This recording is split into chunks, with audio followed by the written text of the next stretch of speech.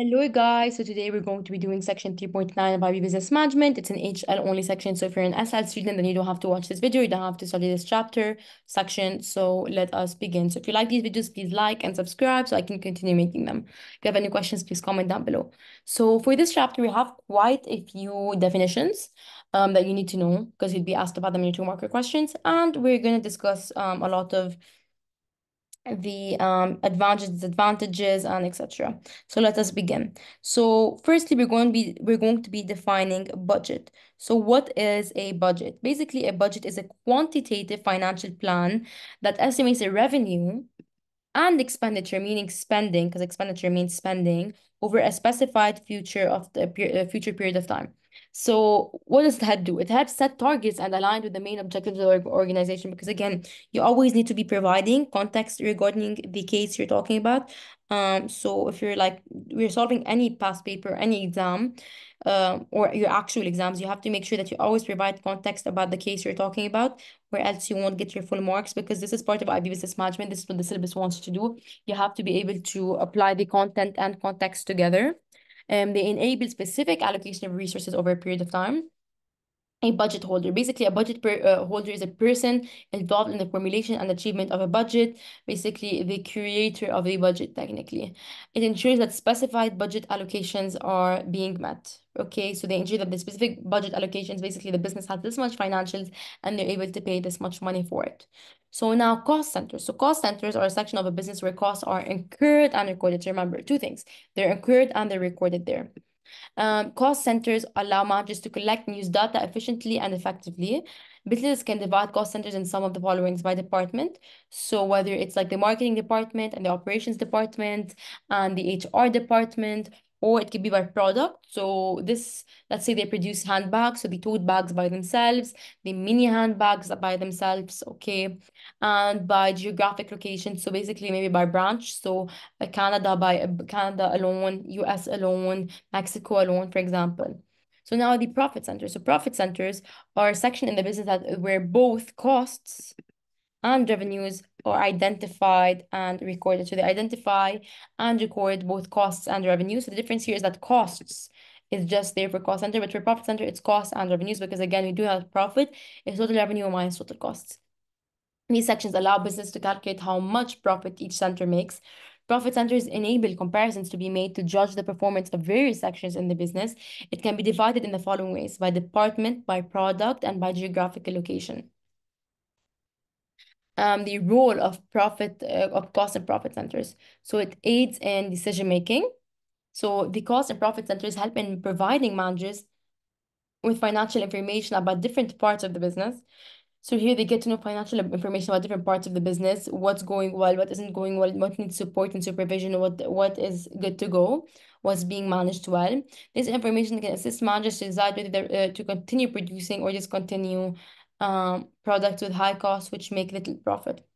Thus, with the information, the production of high cost and least profitable products can be stopped for new and lower cost products which may be profitable. So basically, products that are costing the firm high cost to create. So basically, they have a high variable cost. The raw material cost a lot, and they aren't making the firm much profit. Should be like discontinued. And then the products that aren't costing the firm much, they aren't costing the firm. They don't like have a high variable costs. They like be produced more and they'll be like sold more and they like create new products that like can give them high profit margins.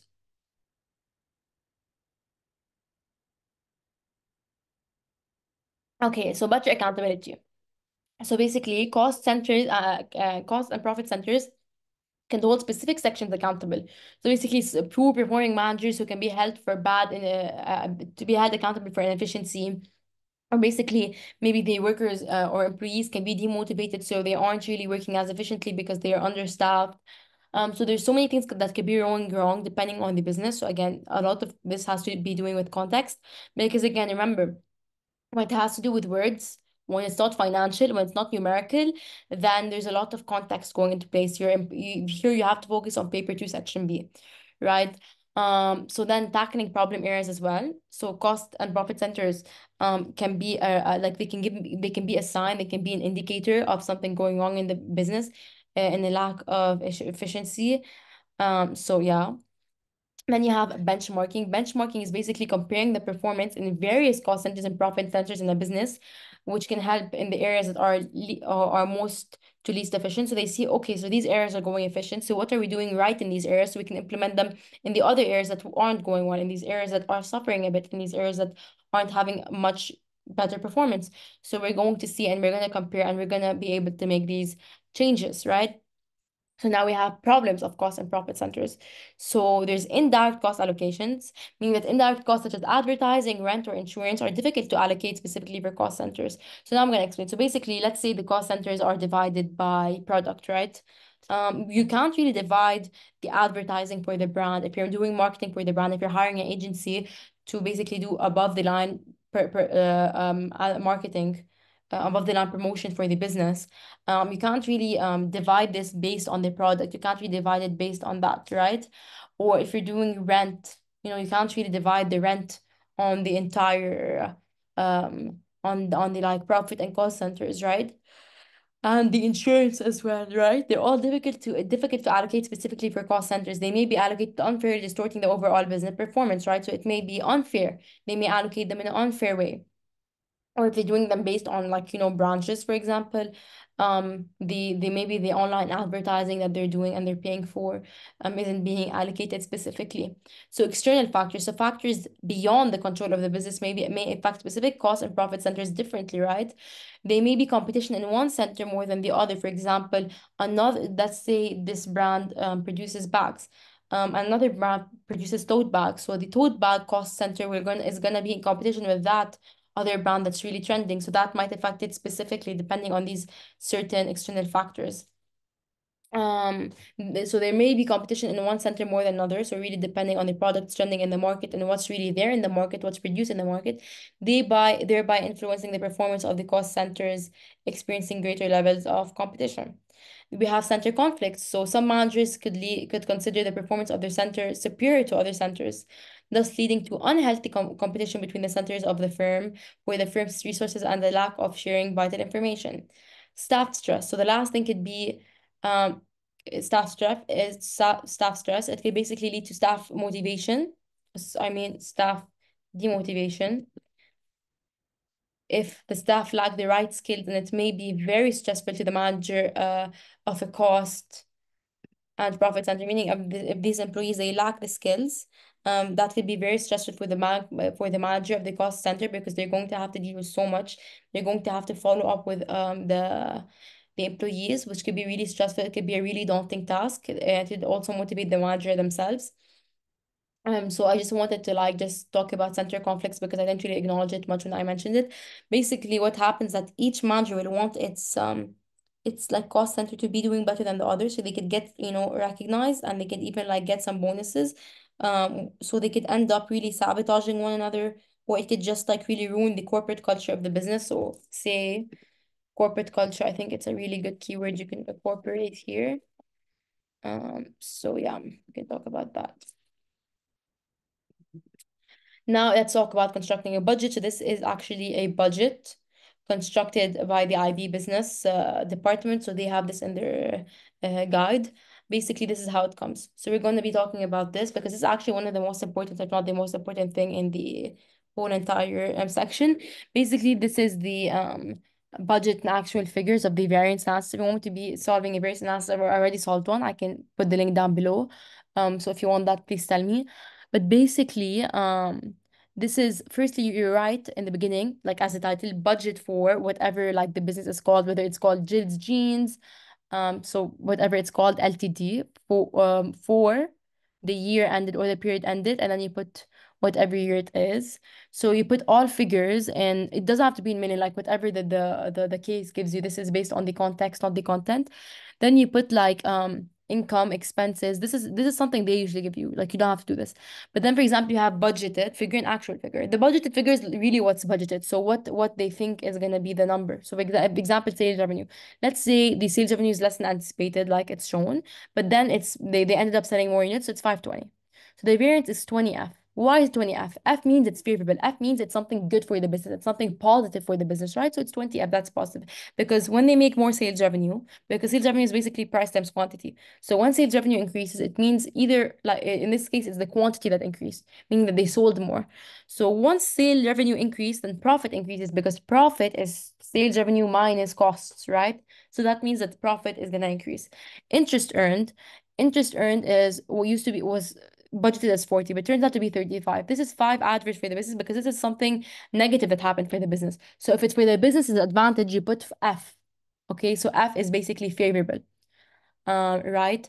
So from the word favorable, you can know that it's something positive. Adverse is something negative. So total income is basically 540, but it's as budgeted, but in actual it's 555. So you end up just subtracting the actual by the budgeted, and you get 15, right? So you're at 15. And you say it's favorable just because they ended up making more income than they thought they would. So that's something good for the business. That's something positive for the business. So you write 15F. So basically, you just put the difference. You write the difference between the budget and the actual figure. So now let's do expenses. Expenses, the salaries and wages were budgeted to be 150, but they were actually 180. This is 30 adverse. The difference between 180 and 150 is 30, right? This is something adverse, right? Why? And don't put negative. Just don't put the signs. Don't put negative or positive. Just put the number. Put the difference. Why is something adverse? Just because the business has to pay more salary and wages. That means that they have to pay more costs. Once they pay more costs, that means that they have lower profit because profit is total revenue minus total cost. When total cost increases, then total profit decreases. Materials, basically the budget was 80, but they actually ended up paying 75. So this is five favorable, just because they paid five less than they budgeted to. So they ended up saving five. So when you save five, when the business saves five, that means that they decreased costs. So this is favorable for the business. Rent. So the rent was budgeted to be 15, it ended up being 15, so zero. So the variance was zero. It's not adverse, it's not favorable. So when there's no change, there's no difference, just write zero. Don't write favorable, don't write adverse because this is exactly as budgeted. Advertising was budgeted as 8, it's actually 10. So this means that the advertising is less than anticipated, it is more than anticipated. So it's 2 adverse just because they ended up paying more, right? And the electricity was budgeted as 12. They actually ended up paying 9. So that's 3 favorable because, again, the business saved on their costs. Their costs decreased. Their cost is less than budgeted. So that's favorable. That's something good for the business. That's something helpful for the business because, again, when costs decrease, then profit increases. So total expenses are 289. So it's 289 more than 265. So the difference is 24. Okay, because it was actually budgeted to be 265. It's actually 289. So it's 24 the difference. You're right, 24, but you put adverse just because their total expenses are way more than they thought they would be. So that's adverse. It's something negative for the business. So the net income is 266. It's 9 less than what they thought they were going to get because their budget was 275. That's adverse. That's something negative for the business, right? So this is how it works. So you just have to make sure you have to basically, since these are probably written for you, so you just have to write the variance. You should have to just write the variance. You write the difference. We don't write negative or positive. You just write the difference, and then you put in parentheses whether it's adverse or a variable. Okay, always remember when the business makes more sales revenue, then it's adverse. But if they have higher cost, then it's favorable. No, I mean, oh my God. Okay, so basically when the sales revenue it's more than anticipated, then it's favorable because this is helping the business. Okay, so think about how it's going to affect profit, then you know if it's adverse or favorable. But for example, if the actual costs are higher than the budgeted cost, and this is adverse just because the business is paying more costs, okay? So now variance basically is the difference between the budgeted and the figure and the actual figure. A variance is favorable when the difference between the budget and the actual figure is beneficial to the firm, like I previously mentioned. An adverse variance occurs when the difference between the budget and the actual amount is financially costly to the firm, meaning that it's not favorable to the firm basically. So basically now we need to define decision making. So what is decision making? Decision making is a process that requires selecting a course of action from various alternatives with the sum of finding a solution with the goal of finding a solution to the problem. Right? So this is what decision making is, the definition. The benefits of using variance analysis in decision making. So you can plan, so you have the ability to plan. So by setting a target, managers ensure that the budgets help provide a sense of direction. So they help provide a sense of direction or a purpose for the organization. A budget as a planning document should also assist in anticipating future problems and dividing possible solutions. So be like, okay, so this is gonna be Sorry, really. I'm expensive for the firm, so we have to see what we're gonna do. Motivation. So budget holders who are responsible for budget control feel empowered and trusted, which boosts their morale. So this can actually help them with their morale. This can help them with their productivity because more morale means more productivity. More productivity means more efficiency. In addition, staff involved in the budgetary process feel recognized as part of the organizational team, which could even lead to more productivity, like I previously mentioned. So now coordination, budgets help people from different departments work together for common goals. So whether it's the marketing department, which will give the cost of the marketing, it's the HR department, which will give the cost of the HR, the operations department, which will give the cost of the operations and whatnot. Because they feel like they all have a common goal, thus ensuring a sense of collaboration between the people working together. Control. Budgets act as monitoring and evaluation tools to check how funds are being spent in each department. Budgets help to control revenue and expenditure by regulating how money is spent to minimize usage and wasting of resources. Budget holders need to ensure that they are within the budget and their spending patterns and ensure that they not exceed the budget. Okay, so basically the budget, it just helps with the control. So basically control is the keyword here, which could lead to serious financial debt problems. Okay, so basically, if they end up exceeding their budget, they can end up having debt problems. So basically, this not only helps them control, but basically by control, they end up avoiding their problems. Okay, then you have these SMART goals. So these SMART goals are basically a budget should be set on the goals of the SMART criteria. So basically, what does it stand for? S stands for specific, measurable, agreed, realistic, and time bound, and it should align with the organization's objectives. Basically as specific, measurable, A agreed, R realistic, and T time bound. And they should all align with the organization's objectives. Again, like I talked about, also context, not only content. Comparison. So variance analysis compares budget performance to actual performance, thereby helping to assess organizational performance. So how did they do in the organization? If they were really close, so how accurate they are, how inaccurate they are, how well their research is, how where there's room for performance, where they actually were really far from the actual figure. So this could actually shed light on many things. Detecting deviations, like I previously mentioned, so various analysis helps in detecting the causes and any deviations in the budget so that correct measures can be taken to rectify them. Objective appraisal. So various analysis helps find objective ways of appraising the budget holders responsible for various departments. So again, that too. So now limitations. So basically, inflexible budgets that do not consider any foreseen changes. So again, external factors. Always remember, external factors are always a limitation. Almost everything, you guys, in IB business management, such as change in the cost of raw material. Hence, it may be too difficult to stay within the budget and therefore be realistic. Significant differences between the budget and actual results could make the budget lose its importance as a decision making tool. Again, so if there's a really big difference, if there's a really large deviation, then there's no point in having a budget at in the first place because it's really inaccurate, it's completely false, it's literally obsolete, it's useless if they actually do that. Okay, since most budgets are based on short-term, long-term future gains, such as unexpected increase in demand could be lost by only looking in the current background account. Okay, this isn't that like important though. Highly underspent budgets towards the end of the year could result in unjustified wasteful expenditures by managers.